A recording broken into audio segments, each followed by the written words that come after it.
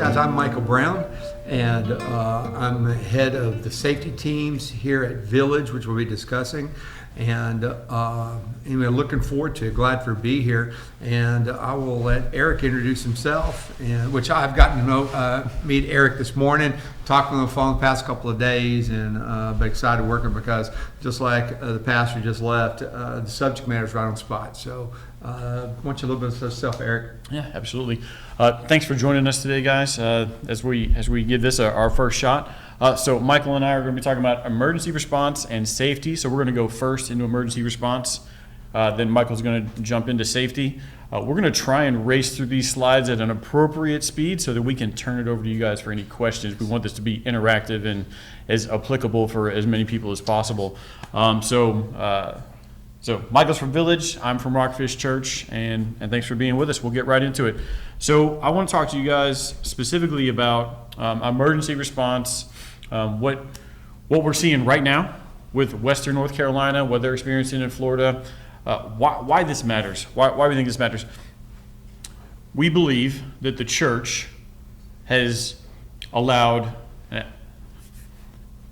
too much space for other people to do the things that are our responsibility. Amen. We are meant to serve the community. That is our call. That whole being sent that was talked about, we believe that is one of our primary functions. And when we go, we bring the gospel with us, right? When other elements go and they serve and they don't bring the gospel, there's a disservice done to the community. There's a disservice done to God. So we want to be part of every solution we feel we're equipped to be a part of.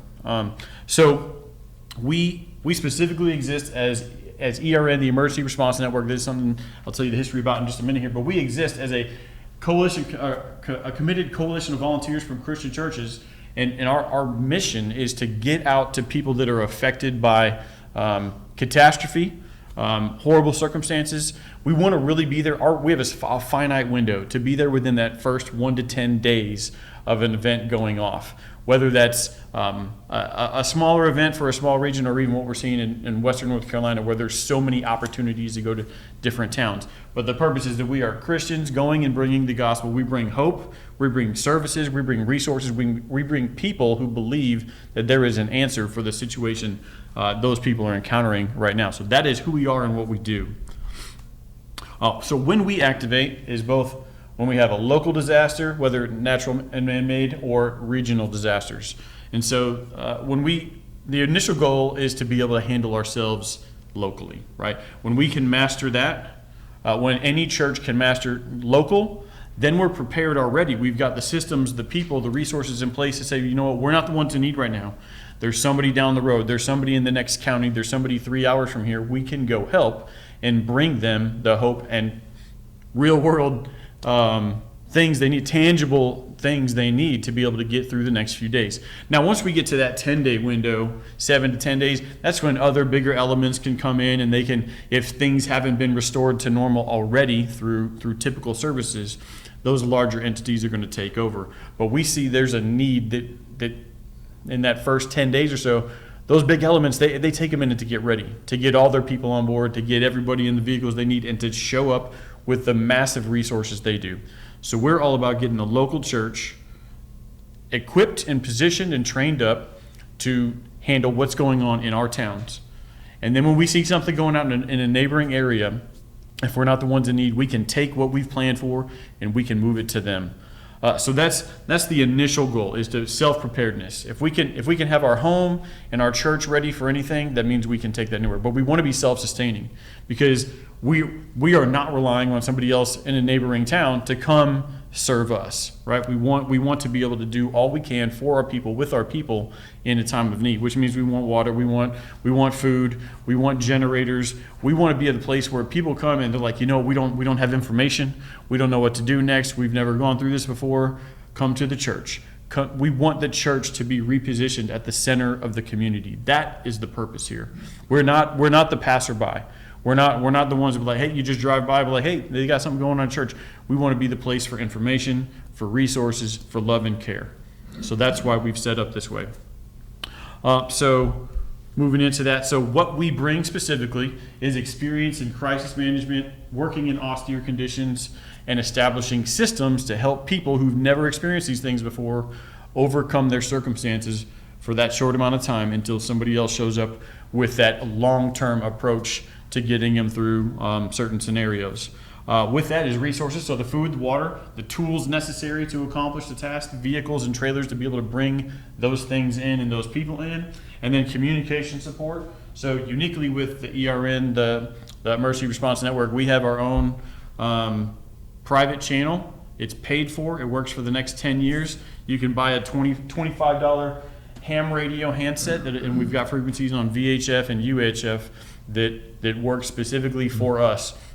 As you know, when the first thing that goes down, when that power grid goes, is now our cell phones they're going to work for a limited amount of time, or the cell tower is down, and it's not going to do us any good whatsoever. Maybe you have access to something else through a landline, rarely, but most of the time we don't even have those anymore. So without that power grid or that cell phone tower working, comms are down, information doesn't travel easy, and so for real cheap we can prepare and be equipped with communications. Now sometimes we're using ham radios, sometimes we're using UHF, VHF, and we plan to get connected with Starlink as well. So that allows us in times of need to go to alternative means of communication so that we can continue to do what we want to do or go into those affected areas. All right, so recently we've seen a huge, in this most recent thing we've been dealing with in Western North Carolina, the resources have poured in. So we've seen a multiplication in what we can do just locally, but what we really want to see is that network expand so more churches are attempting to do this. And we just want to help churches move along in that process. So where we've been, we started back in Waverly, Tennessee in 2021. There was a flood in Waverly, Tennessee. Now this is, for us, it was like 10 hours away to get there. We sent a crew of about, I think 10 people. They were there for multiple days. This was a town that was ravaged by an overnight flood, like kids washed out of the home by a flood in the darkness and never saw them. They were devastated. And so we came in with the limited resources we had and the limited planning we had, and we saw what was really needed in those times when a town is completely devastated. They just don't have the things they need, and they weren't set up. And so we came back and we planned for, we want to be ready to do this again and in a far better way. So we had decided we got to have a radius. We can't go to Colorado to help somebody and be effective. It doesn't function within life, right? We can't go to past DC. So we decided, within about a 6-hour radius, right, that gets us like one gas tank of fuel. We can get us to where we need to be, and we can be of help. And so that becomes a less of a demand on the people that we'd be sending, because we're talking about volunteers, not staff. We're talking about mobilizing the volunteers in church, the members of our church, and saying, look, there's a need, whoever can go, let's go. But we want to be prepared ahead of time. So we started with Waverly, Tennessee. We saw the need, and we started preparing. The next event that really occurred for us was in Moore County, December 2022. There was a power grid attack, an intentional. This was not, nature. This was man messing up some stuff, going around to transformers and shooting them up with automatic weapons to the point where they were damaged for days. And so, being on the fringe of Moore County, where we are, we were able to help those people in need. We were able to be a charging station and to give them a place to shower. And we had our kitchen going nonstop, people coming in and cooking food.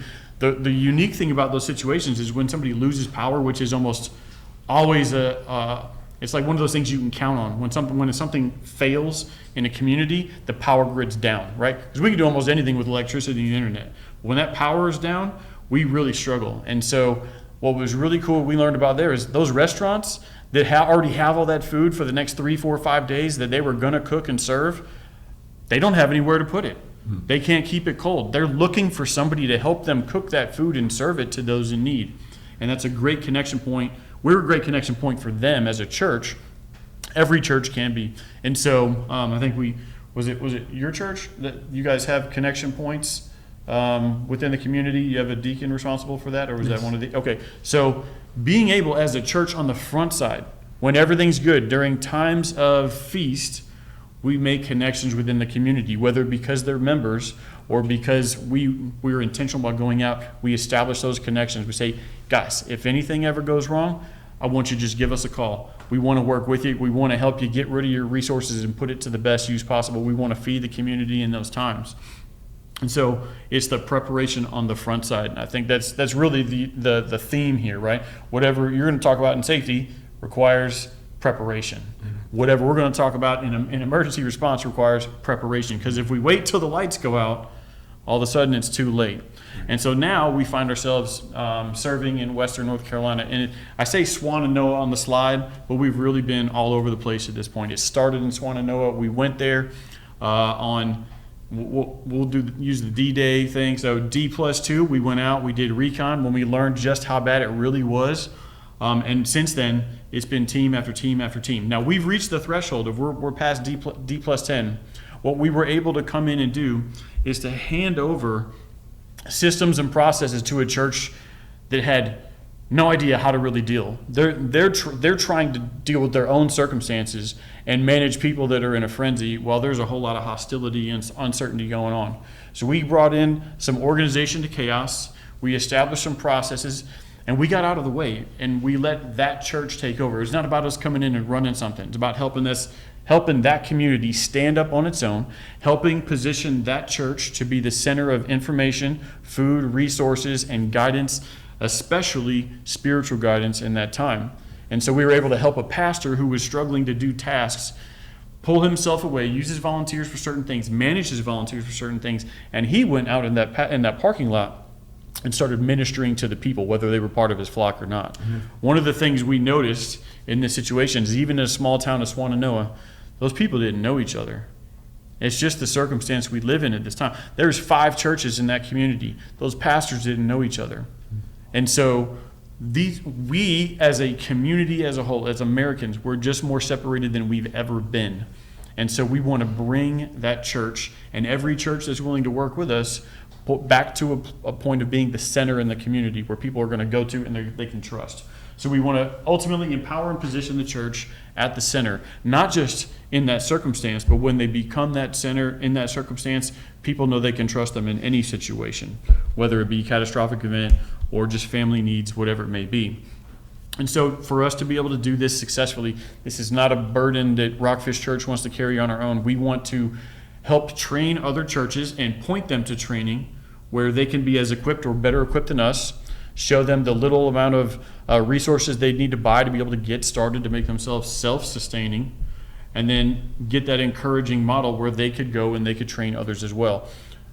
The goal is that we would have 100, 1,000, 10,000 churches in the United States that are willing to say, you know what, there's a radius I'm willing to go to and serve others. And by the way, if something happens here, you don't have to worry about us. We're good for the first 2 to 3 days. All right, we're good for the first 2 to 3 days because we've decided to take some initiative and we're trained up, we're equipped, we've got at least a reserve for A, B, or C, and we're going to be able to handle it. We want to show them how to be prepared. We want to train them. We don't want to control anybody, but we are looking to see that again, that model from each church in the community. So there's 3 steps to this. The first is self-sustainability.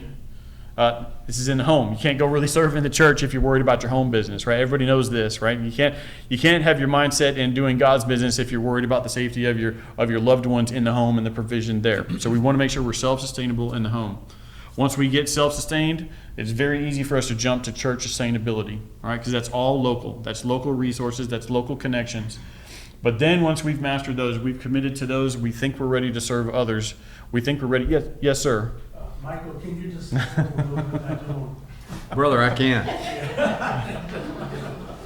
Thank you. We want to bring this sustainability model and this encouragement, this empowerment to as many churches as will receive it. Now, one of the other things we really learned in this situation, we knew the track of the storm. We saw the forecast for the rain, 16 to 20 inches in the mountains. We knew that was landslide conditions. Lesson learned, we want to reach out to those churches ahead of time while we still have communication and say, help is coming. Help is coming. We will be there when the rain stops. We'll be pulling up in the parking lot. We're bringing resources. Will you be able to receive us? We were trying to establish communication after everything went out, and that was much more difficult. So we want, again, not just front-end preparation, but front-end connection, which is why we want to build that network with every church possible on the front side.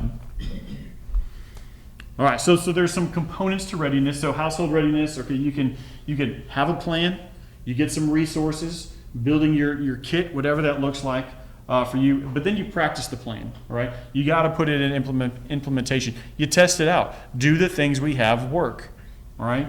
If you buy a little home generator, that's great. Do you have it where it's set up where you can wire it to the house and support it? Same thing for the church. Are you relying on fuels and resources that allow you to sustain yourself for a long period of time? If you're expecting to operate large buildings and facilities off of gas or diesel powered generators, well, when the power goes out and you go to those gas stations, getting that gas for that next round is difficult. Also, trying to pay for it is going to be difficult in those circumstances. Nobody's going to be there to manage the store. They're going to be at home worried about their stuff, right? So gas and diesel are only sustainable for so long before we have to continually cycle through it. So propane generators, they hold for much longer. We can get those propane tanks, and they hold, and we can store them for months and years without having to worry about them going bad. But once we've prepared the church, now we want to talk about how do we ship out what we have. Do we have trailers? Do we have trucks? Do we need them? You know, church vans are capable of certain things, but we just received a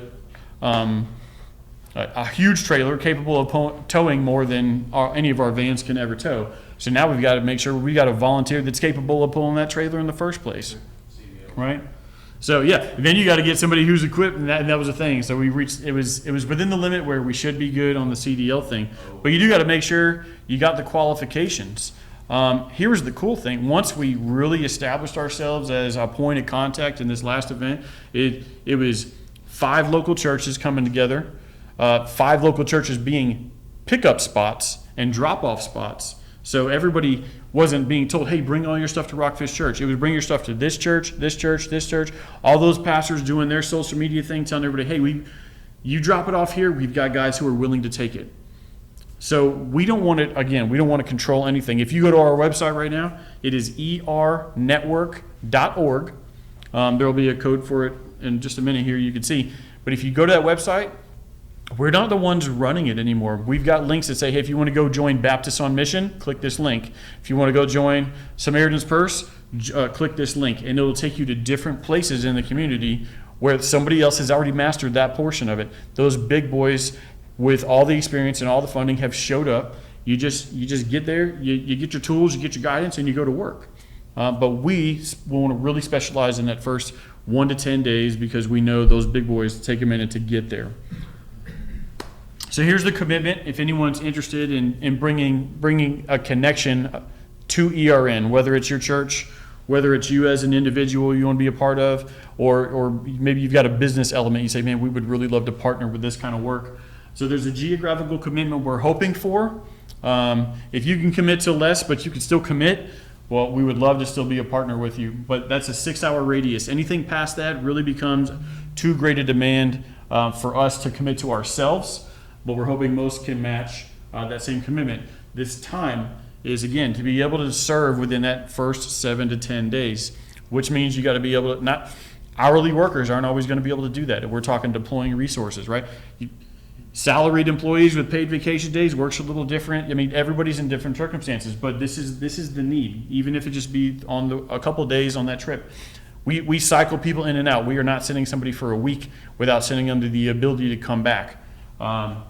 Training, there's the ability to receive training through us, but there's actually, I lost it. Where did I put it? Son of a gun. I had sheets here. There we go. We buried it under other stuff. I apologize. These are resource sheets. Sir, you take one and just pass it around. These are resource sheets. We want you guys to have as many connection points as possible. You can get your church certified through the state to be a point of contact that the government trusts. Like, hey, we can point people to you. There is a certain amount of training hours you have to do for your organization to be able to be partnered or certified through that CERT program. But what it does is open up resources. And so we just wanted you guys to see different links you can go to prepare yourself through other organizations. But if you wanted to go directly through us, we would love to set you up for success when it comes to training. Now, there's I want to be very clear. We're not asking for any dues, any money, no subscriptions, no nothing. It's not like that. But there will be a cost for you to get some equipment for yourselves, whether it be personal or for your church, for you to be prepared.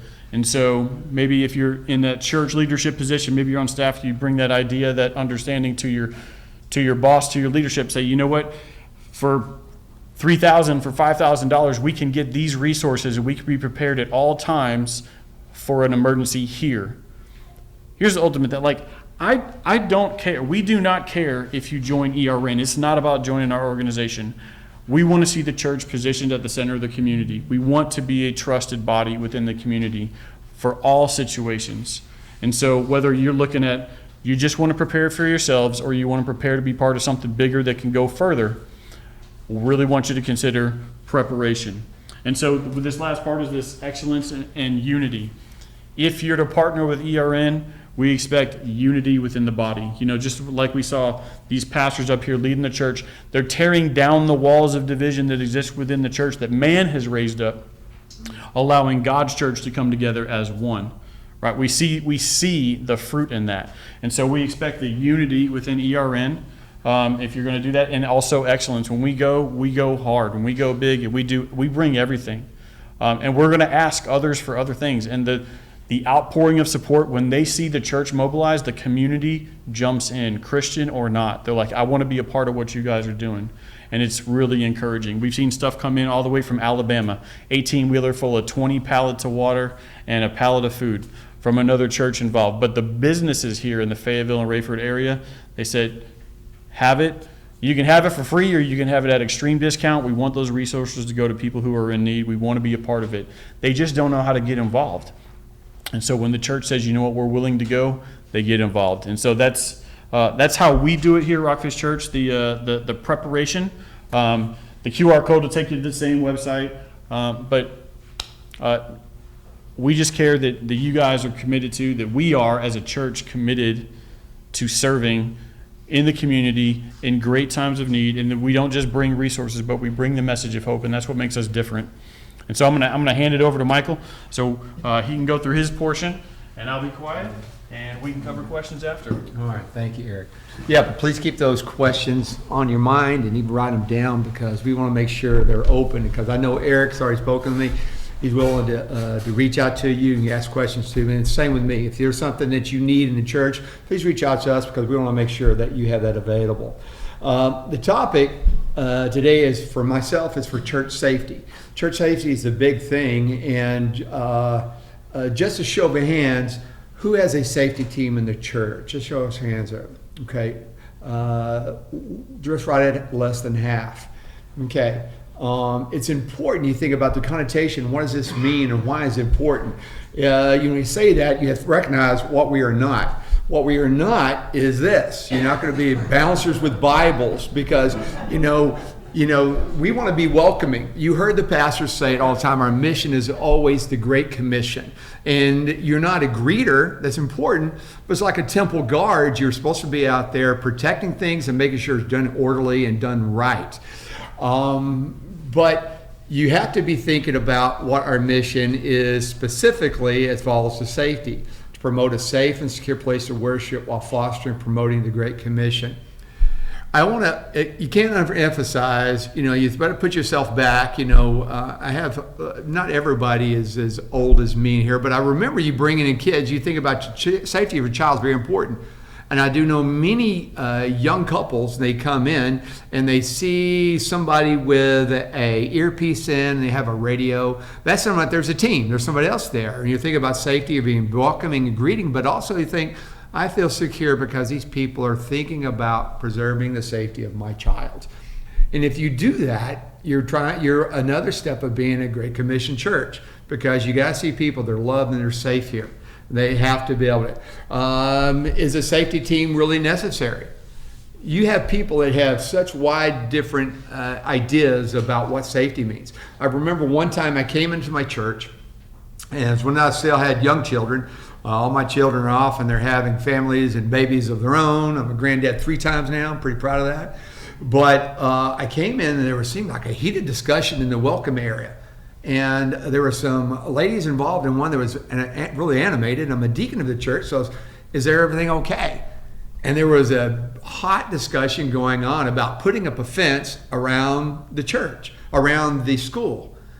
And for the life of me, I was like, what's the problem with that? And one lady who was more vocal, she said something, as a matter of fact, that, well, we should be trusting God to protect us. We don't need all this. And I immediately, in my mind, I went to Nehemiah in the fact that, well, sometimes you have to be proactive in your security.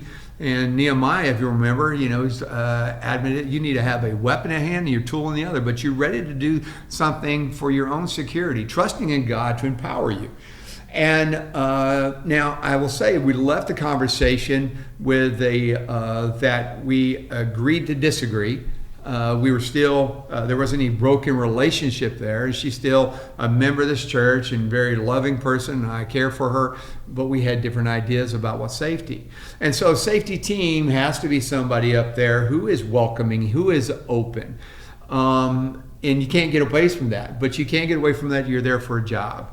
Sometimes a safety team member get tried to pulled off to be doing a welcoming or doing something else, and you can't do that because you have to be there and you have a post to stand.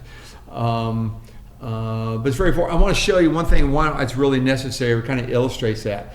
The Family Research Council came up with a report, and I want you to look at this chart.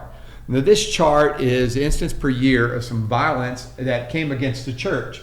Here's 2018, 2025. This was a 5-year span going on.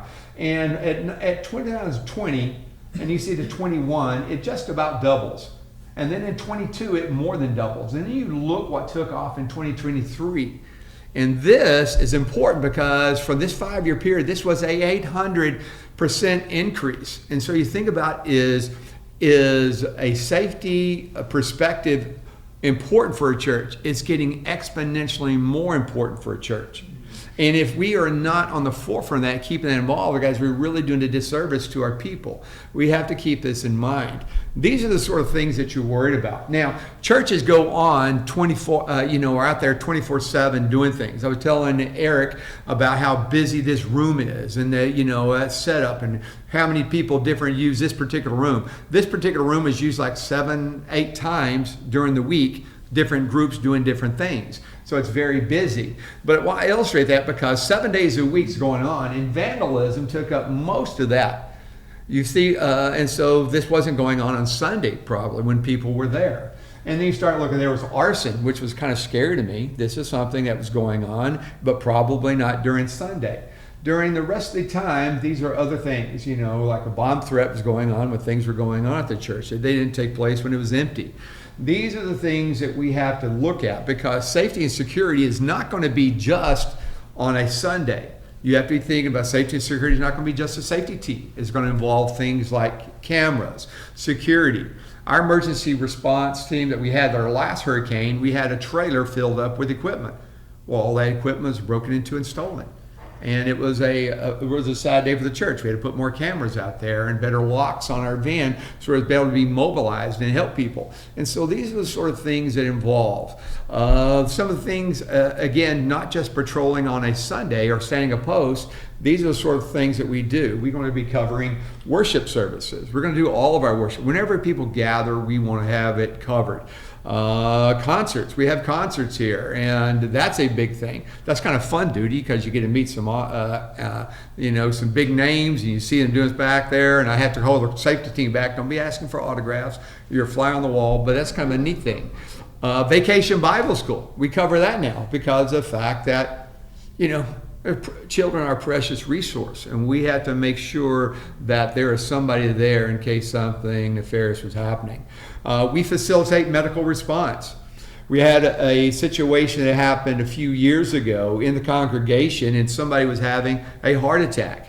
And it was right after the service. It wasn't while service was going on, but immediately somebody in the safety team was notified. We had somebody go on, and it's kind of a big campus. And so immediately I put a guy out on the street and one got at the front door, and the emergency medical response team, because we have 5 doctors and some EMTs that all rotate duties. And so we were able to call that person. He was triaged and looked at. We had the ambulance come in, and he was facilitated quick response. They found the person. The doctor was able to tell them exactly what was going on, and there was facilitated a great response, because we do have an aging population. You heard Pastor Zach talk about really a multi-generation church, and that's one other way to love on people, not just your kids, but you got to make sure you're there for those sort of things. We have a response for inclement weather. We have an emergency action plan that really brings in at our church that's going to cover everything about procedures in each, either with the children or with the seniors or the medical team, the welcoming team, because safety going across all these things has to be coordinated a little bit. It's not a big thing, but you do have to talk to make sure that people, agreed or no's, get a safety team member. We cover festivals, community events. I was telling Eric earlier, we have the Fall Festival coming up, and we're expecting 5,000 kids to be on campus getting candy. And we are already asking for loads and loads of candy, but I have three, our organized here at Village, we have 3 teams of about 10 to 12 people apiece. And the minimum coverage for that is going to be 12 people. But I'm looking at 20 of our people being out there roaming around and making sure that we're wired up and be able to talk and communicate. We facilitated a lost child last year. We closed one section down. We found that child within 5 minutes, and a mom was very grateful. And because that little Spider-Man was everywhere. It was anyway. It was, but that was success. We have to train. What are you going to train for? You have to train for things like confidentiality, because whenever there is a threat to the church and if something comes in, the safety team needs to know about it. What was going on? There's been a no trespass given to somebody. It was somebody that was violent. There was a threat to the church. Sometimes the threat is nationally. There was a call to violence last year against the church, and our safety team was on heightened alert during the services because of the fact that you have some woke groups that were threatening violence, and we didn't know if it was going to be in Fayetteville. And a big thing that we do is pastor protection.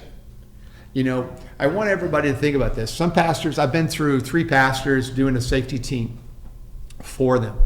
And some pastors are a little resistant to that. But guys, this is one way you love your pastor. Because if there is a threat to the church and somebody's angry at the church, the focal point for that very easily is the pastor. So many of the incidences that we saw, the violence, take place in a parking lot out after services, or someday, not just after services, but at the end of the workday, to a pastor. Pastors counsel people. If you counsel somebody have marital problems, then there might be a husband really is upset about those sort of things. These are the things that we need a safety team will be aware of. We'll keep an eye on a pastor, especially during any times of heightened alertness. We train things like radio procedures. This is very important.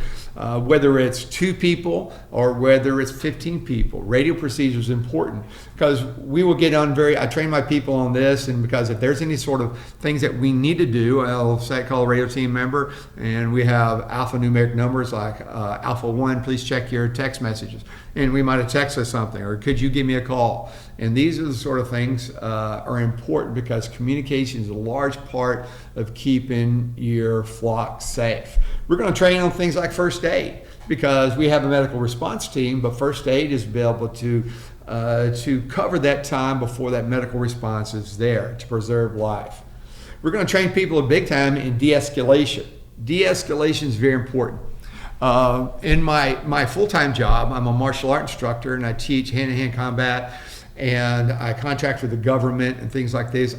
And there is something I always try my people: the fight you always win is one you're never in, because of the fact that you want to make sure that person always bring down the temperature. And a safety team member is being called in for a pastor. Maybe the person having the problem doesn't know you're a safety team member, because all my people are going to be talking, we want to pray with this brother.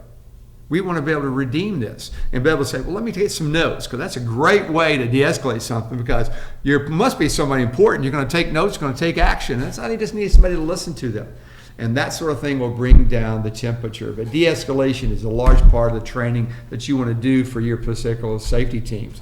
On that, you're going to talk about levels of force and train them in that. Level of force means just being there.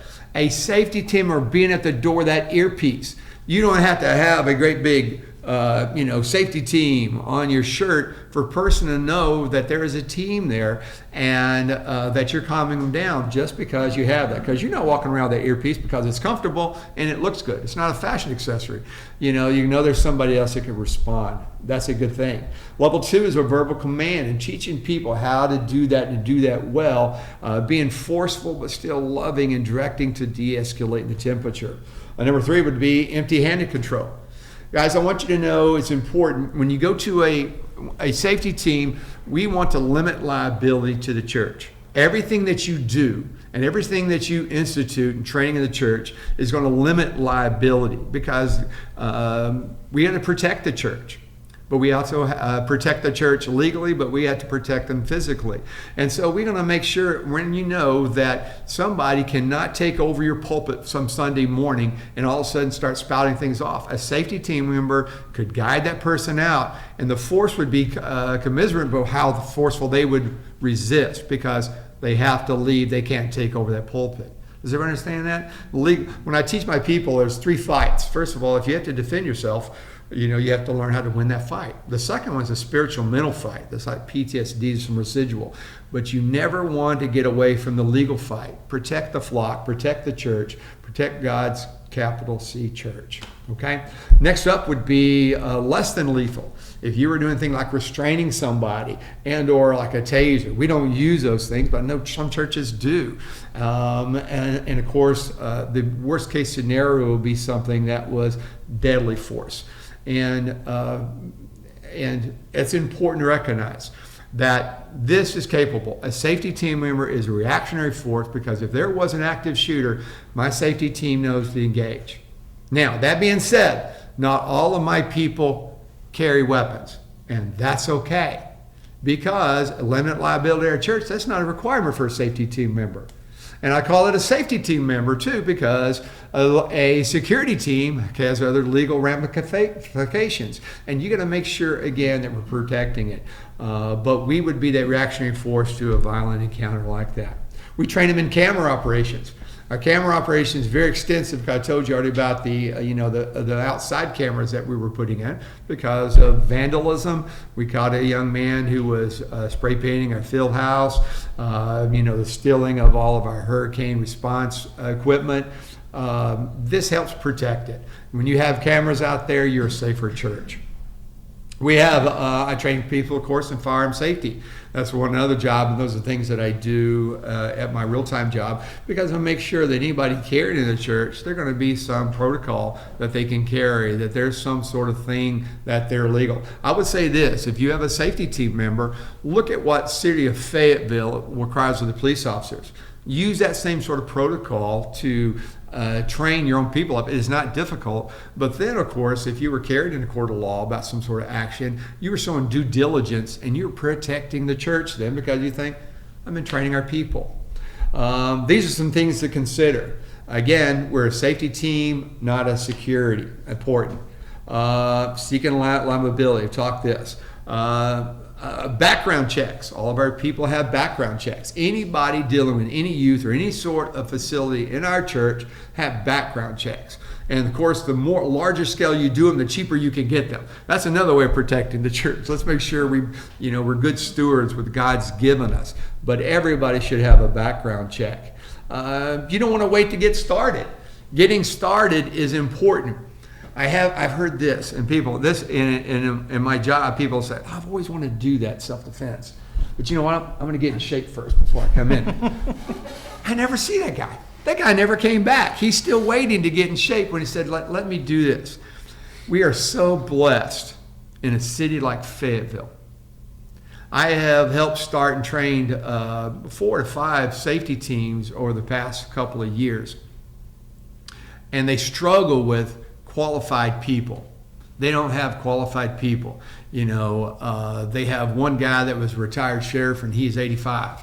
And it's difficult. In Fayetteville, we are so blessed. People that have radio communication training. They have medical response training. They have firearm training. They have de-escalation training. All these people in the military use them. You heard the pastors on the panel talking about how they're sending these people out in missions and doing things. We also utilize them right now because we have great resources in this Fayetteville area. We're blessed with a military population. Now I'm a Marine. Don't hold that against me, my Army friend folks in here. But the Army's prepared people, and they use their dime to do it and to serve the local church. And we want to be able to use them. Okay. We wanted to go quick through those slides because I wanted to open this up for conversations for you. And so feel free, if there's something on your heart and on your mind, a question about starting a team, about medical, how can I use my talents to be able to do any sort of relief for the hurricane efforts that are going, because we got 2 of them now. What do we do? Where do we go from here? So right now we are open for any questions. How about some leading questions really fast? Yes, go I ahead. got one question. You said you have guys carry weapons. Yes, sir. Do they have concealed carry permits, or do they carry open? Okay, that's a great question. Just make sure that the camera can hear, because I'm not Yeah. sure they heard that. The people that carry weapons in our church, do they have a concealed and carry permit, and are they open carry? Yes, they are required. If they have a concealed and carry, if they carry a weapon, they have to be a concealed and carry permit. And we do not do open carry. That's not the sort of questions and things we want people talking about. It's always covered, and I always make sure this inspection myself before I go out. Is this printing? Do you see that weapon? Because I didn't need to be open. And all my safety team people, no one's ever to show that weapon. You're not going to say, hey, I just got this new Glock. Would you want, Eric, let me see yours. You go into the office for that one, right? Yeah. That is not belonging on campus whatsoever. But that's a great question. I make it very clear to my people, and it is okay not to carry, because that some person is armed with a radio. And that radio means we can get a response there and to get appropriate response quickly. Great question. Yes, sir. Being from Southern California, guns were, Frowned upon. yeah, quite a bit. Traveling, you learn to take it apart if you're being pulled over and hiding it. So I'm just saying, now here, I noticed the freedom to open carry, I think it is. Yes. It is. And so we have a few that come to church sometimes with open carry. Mhm. What do you do with that? I'm a greeter, so I see everybody that's Okay. coming. All right. I've had this before. I don't believe in open carry. Again, these are not conversations you want to have in Walmart. Somebody coming up to you, myself personally. Somebody comes in open carry, that's legal. I don't have any problem. Now, I have a safety team members come down. I had to bring down the temperature. That's okay, because the fact that you're watching people, if they have if that is paired up with any sort of abnormal behavior, because that is what we're looking for. That is what we're tuned for. If that person's being erratic and they have a weapon, that's another thing. And those would I would set somebody on them. I have here I put a slide on my radio. If there was somebody that had open carry and they had a problem I would say these are different areas that I have, and I would say we have there's a guy in the Bravo 1 sitting in the front row with a hoodie jacket on, and we need to keep eyes on him. He's open carry, and he was not very friendly when we came in, and I would be a little bit more aware of that. I got safety team members near them. There's A1 would have been right near him. There's A8, and we got 10, a total of 10 probably roaming around during that Sunday day. But I would have eyes on a radio, and I'd have eyes on a person, and I would have a description, and I'd have somebody watch him specifically zoomed in on a camera. But open carry, that is okay. It's legal, and I would never deny them. Now, that being said, I'm always going to respect our pastor. I've been through 3 pastors with my safety team, and it has to be aligned with what they believe and what they bring coming into the table. Because the pastor legally in North Carolina say, I do not want weapons in my church. And they can do that. Same way you can do that in your home, and that's legal. But we follow the laws of North Carolina. We don't have anything against it. But that's how I would deal with that. I would be aware of it, it's just something to compute, but not something to scare me without anything additional. Great question, Art. You mind if I offer something on that? Yes, real quick? please do. So we have a slightly different process at RockFish. One, you learn whatever the pastor or the leadership's position or policy is, right? Given the context of however your church is set up, there should be policy on those kind of things. We have a simple sign that says, no open carry, right? So it's private property. We have the ability to say no open carry. So anybody who comes in, if they're displaying, we'll ask them to either leave it in their car or conceal it if they've got their concealed carry. We're not going to tell somebody that's got the legal means and the train, they've got the card from the state that says they can conceal carry. Okay, please just conceal it. That's the expectation on the property. Somebody comes in with a long knife, same thing. Hey, you're displaying a weapon. I'm going to ask you to either leave it in the vehicle or conceal it. If somebody comes in with a bag and we don't know that person and what they normally come in with a bag, our deacons will pull them aside and ask them, can they check the bag? And if they can't check the bag, then the bag's not coming in, right? It's all about how you decide your policy within your church. That's a very, I respect that. I'm going to hit the 2 points there that Eric brought up. It's important to understand that you control how you want things in your services. And when you have somebody who's you only not going to be somebody to open carry, the people that are concealed and carry, they passed a background check. It does make it safer. So it just has to be what you want. The other thing about the backpack, there was a church shooting avoided probably about 7 or 8 years ago, and there was a suspicious person coming in the backpack. They were approached, and this is how I train my people. A greeter is able to call a safety team member, but my conversation would start off like, brother, we're going to be really crowded today in our service. If you wouldn't mind, please take your backpack back to your vehicle. And they should comply. If they don't, then we've escalated. We are gone up to another level of alertness right now. This particular case I told you about, the guy took off running. Safety team members tackled him, and he had 2 firearms with about 12 magazines in his backpack. And so a church shooting was avoided because of an alert greeter who contacted the safety team member. But again, these are techniques that you would bring to be able to think about suspicious behavior. How would you handle that? Pastor, you had a question. Yeah, so our context as a church, we're not the size of Village. We don't have 12 people on security on Sunday morning. Maybe speak for some, from my perspective, like we've got how will we move from basically one of our hospitality team members being our safety and security, like ensuring that that's happening, and that we've got radios from the parking lots to the pulpit kind of thing. How would we move towards having a more dedicated team? Maybe what would be a first step if you're in our situation? Pastor, please call me.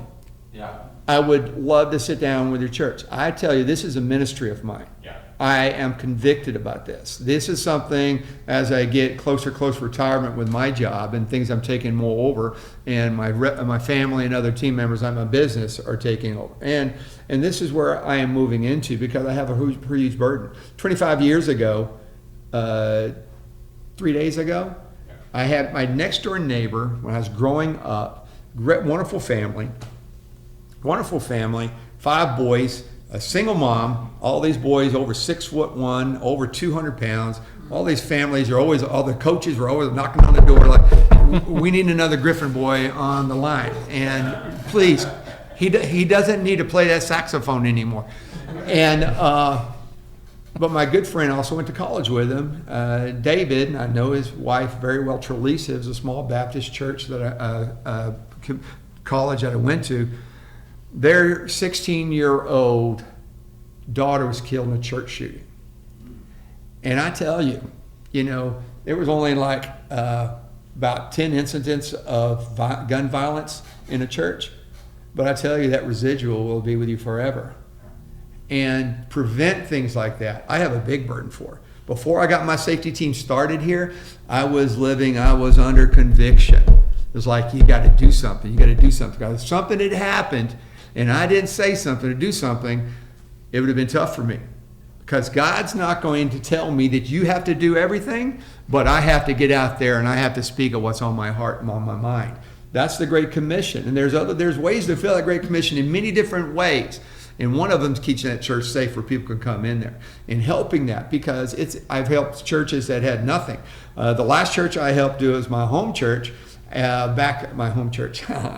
I've been here 20 plus years, but I moved from Havelock once I got out of the Marine Corps at First Baptist Havelock.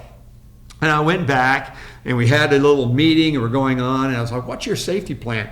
And the plan was like, we got a couple of people carry in the service, and and God help if anybody everything happened here. And I'm like, well, are they all, or they don't even know if they were there every Sunday. You didn't check. There wasn't a roster. No one's standing a post, and there are ways. One of the things that I do, I've written many articles. I'm an author. I've written many articles for magazines and help, but I have just finished a book. Praise God.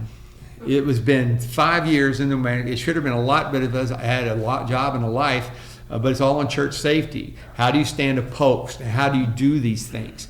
And because there ought to be a starting point for churches of all size, houses of worship of all size. There was just a church down the road, Presbyterian church. They had one guy every day. And how do you do it? You do a soft lockdown. Lock all the doors that you don't need to. You let people in. There's older folks that are going to be coming in those doors at one Sunday school time, and you get them locked afterwards. And then maybe you can do with one, but you have a rotating so it doesn't burn out. So like they have a pastor can't be go on, stay on. But there are ways to do this. I am more than willing to come and sit down and have to talk with you and look at your church and have a presentation with people that are interested. It is not hard to do, and your church is filled up with talented people that would love to do something because they're not uniquely suited for doing life groups or preaching or changing diapers, which they're not allowed to do here for men. But men and women could come and see, I can do that. So, good question, Pastor. Yes, sir. Yeah, you answered my first question that I had, and that was about what do you do about pushing open carry, because it is legal. Yep. So the church actually can say because it's private. It's private property. Yes, sir. So Yep. that'd have to be in your bylaws, I assume. or It something. didn't have to be in the bylaws. It just has to be policy. Just policy. Just church policy. Yep. Yes, second question, it's sort of what you hit a little bit ago about,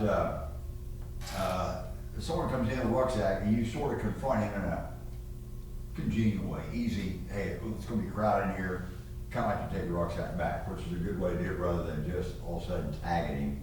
And so you don't set with the guy, you don't, I guess my question is, do you let that guy generally, having maybe not done what you did, will you generally, if you see somebody that looks suspicious just because of his, you can tell when you greet people coming in the door, because I'm a greeter also, you can tell when they're from here, not, they might be a new person, you haven't recognized them, shake hands, but they seem to be a little separated from everything.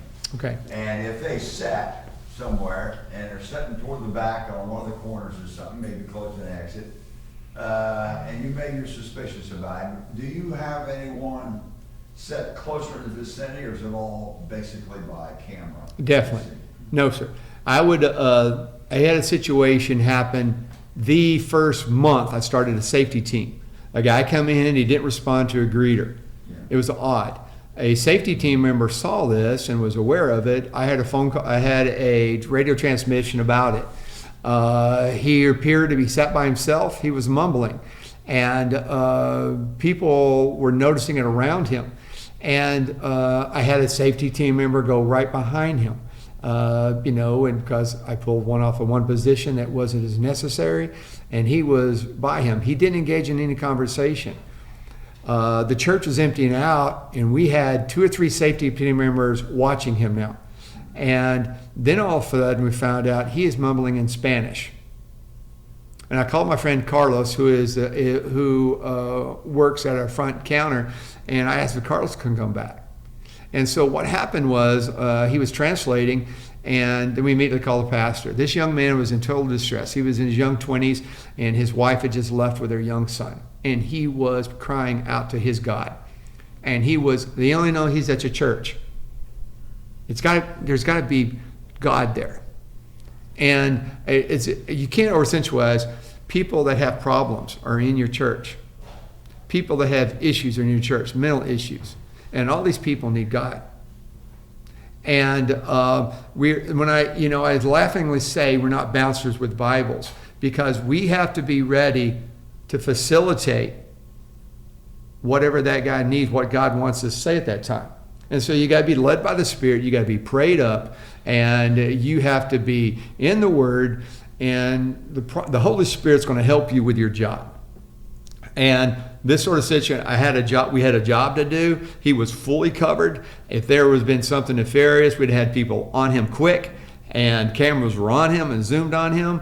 And our pastor was able to pray with that man through a translator, and he was able to speak to God more clearly, and somebody was there to have compassion and love for him.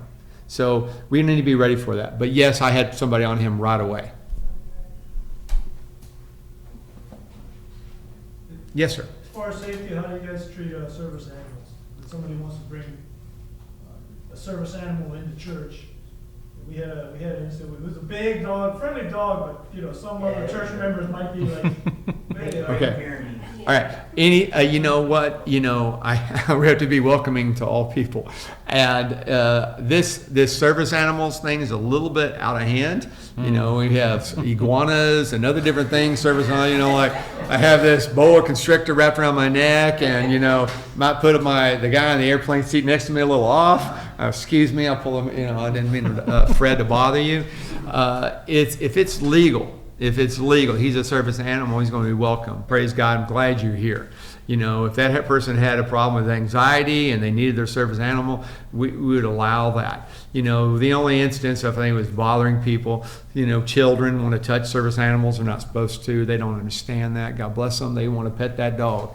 And they, just like get in their faces. And that's the only problem. It's not illegal, so they're welcome in the door here. And a good question. Do you have them, like, we have the luxury, we have 4 days. Yes, sir. So when a lady brought a dog in, and I wasn't sure at first what I was gonna do with that, because I hadn't been advised about this. I was told that it's legal. Yes, sir. And so I said, well, she was harmless, obviously, and the dog was one of those mixed, what do you call it, yogi. Heinz 57 is what I call it. Whatever they call Yeah. that. Oh, yeah. Yes. Yeah. Oh, that's a high-end Heinz 57.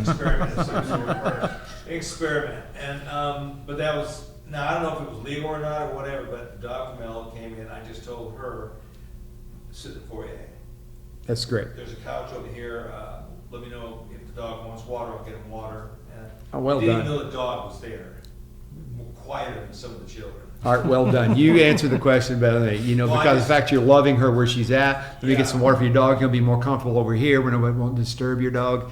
Well, she was visiting for a month, she was doing some military things here, and I thought to leave with, she was going back, prayed, and then after a month, but it was the idea that at least she came, maybe left with a good taste in her mouth about our church. No and doubt. Things like that, if you ever go around, go see that church or something like Right. that. So she came several times.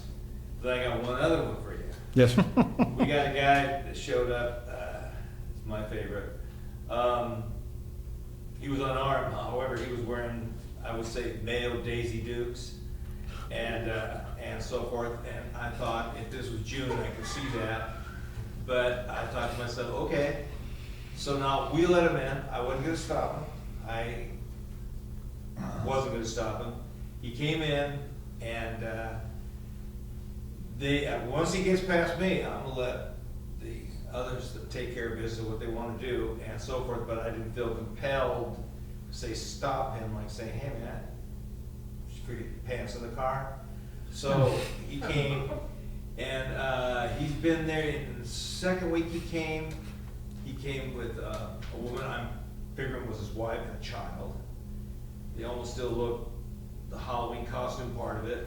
And so they went to the service, and that's been that. And then the third time he's come, he was finally wearing a pair of pants. And I thought, okay, well, it is what it is. But now he's back into his Daisy Dukes and then with his wife. And so I'm just going by the fact that he's unarmed, except for the protocol of, Okay. you made a judgment call when you got dressed too. So don't look at me like I'm judging you. You judge yourself when you got dressed. I'd have a hard time repeating that question. I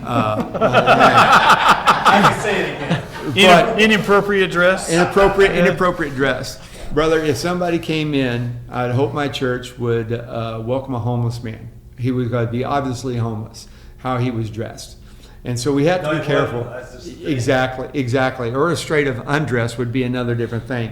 I would have to be thinking about what was really, we have to be looking at what was decent. I wouldn't be having this scene. Now, this person, I guarantee you I have camera and eyes on, because this person probably was geared up to have conflict. Because they know where they're coming from. Yeah. And so I would be ready to de-escalate, but I would not give somebody a pulpit. And I would be ready to interdict right away. The same way that I'd put somebody on the young man mumbling, I would have had somebody around there on that. And they would have gotten looks that had been disruptive to the people around them. My hope, especially Art, that this person repeated several times, especially came back better dressed. Let's redeem this person and let's keep working Well, that's towards what I'm this. looking at. Yeah, brother, I think you did well. But I would still have this, because they have some issues that are going on, and they know where they're at. They know their audience and what's going on, and that would say that they're primed for some conflict, and I would be looking for that. But I would try to develop a relationship outside of that, because I would want to avoid conflict. Addressing objections beforehand, very, very important. Getting a person's name and number as a visitor and have somebody go visit where you know where they're from. And if somebody comes in there and they're loving on that person, in fact, that, I care about you and let's get to know you. Now all of a sudden it's going to be much rather less, let's talk about your dress, because I want people to be able, because somebody, they had the same thing back in the 70s, people with long hair. I had long hair.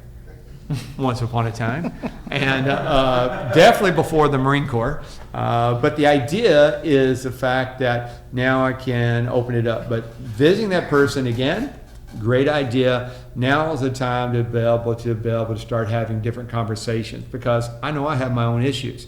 This person definitely has some issues, but let's talk about them now. Are we open for it? And as a church, I pray that we are. Well, But that's a difficult thing. I was about to, because I came from Southern California, where Oh. Chuck Smith started Mhm. the Calvary Chapel back. Yes, sir. when it Praise was God. just when it was a tent.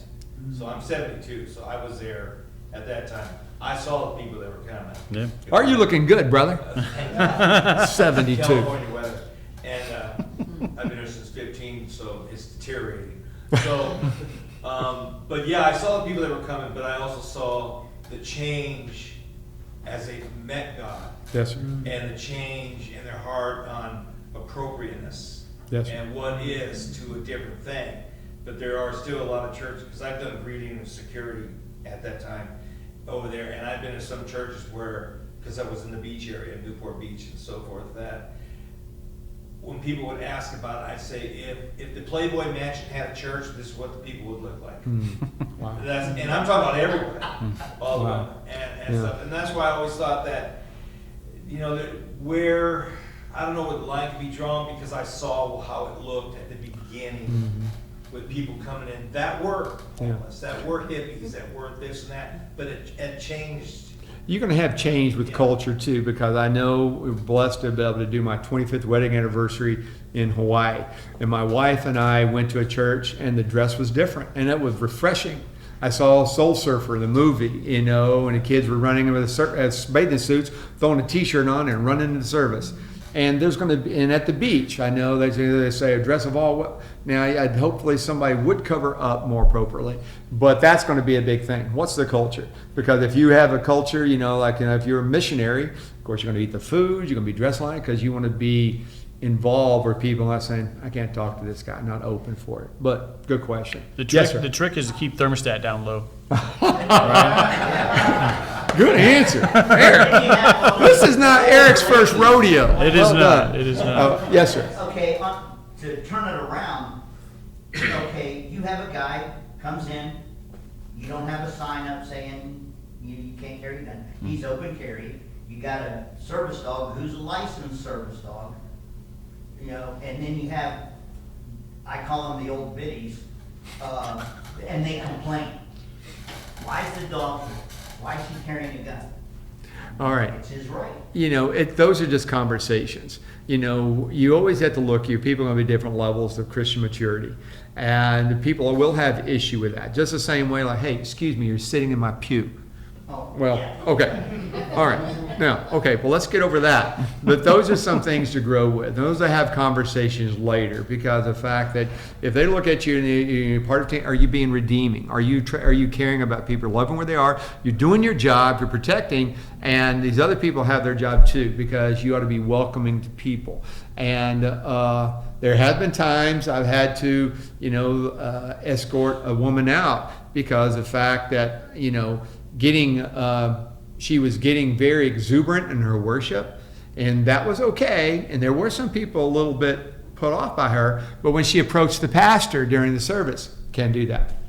And it has to be a time, there has to be lines drawn when that. But as far as that goes, we have to educate our people and talk to them. And a safety team member, myself or somebody else, should talk to them later about the situation. Like, we were on it, we were protecting, but you know what? We need to pray for her. That would lower the temperature a lot, because that woman who feels that, all of a sudden you start getting the basics. We really need to pray for that person. I really care about them. I think that there's got some issues going on. Could you help me with this?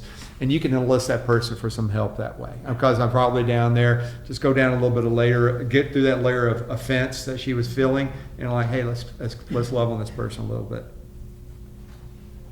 Just for clarity, guys, we are on your time now. We ended at 11:50 technically. We can answer any more questions, but the lunch will start at 12 if anyone needs to break out. Well, guys, let's do this. Let's not get away from the fact that both of these presentations could have been hours actually in length and about what we could do. We are in dire need in North Carolina and in Florida now also of help. And please reach out to Eric. They've got wonderful teams and systems to do and to be able to enlist with the help. You have questions about what your church is doing. We talked before, really open for those things, because I don't want to get away from that, because we're just talking about safety. But I guarantee you, I got friends in the mountains right now, and cell service and water and food, airlifting, dropping food to people, and very necessary thing and very relevant at this time. Eric, anything? before we close, brother? Well, I mean, these are significant issues, both safety and provision. I think we would all be in agreement. This topic would benefit from prayer, right? Not for us to feel good, but we do want God's hand of protection over. We never want the safety team to have to deal with anything other than Daisy Dukes, right? Like that'd be the fantastic model, right? That there is never that active shooter situation or anything we have to really worry about somebody's safety. So if you guys would like, we can just pray for God's hand of protection and provision when it comes to that. Unless there's any other questions before we address. Absolutely, I've got my card for you. I'll pass out a card too also. I have cards.